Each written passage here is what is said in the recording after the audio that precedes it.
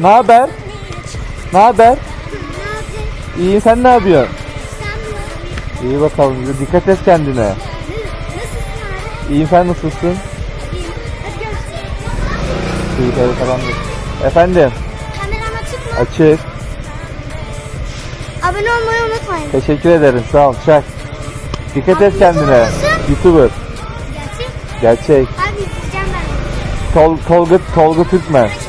Çekiyor. Yok, orada gözüküyor. Burada görüyor musun kendini? Evet abi. Tamam. Çekiyor işte. Abi şeyin YouTuber mı? Tolga Türkmen. Abi bir kere izlemiştim seni. Tamam. Kendine Abi, dikkat abone et. olacağım. Tamam. Görüşürüz. Dikkat et kendine.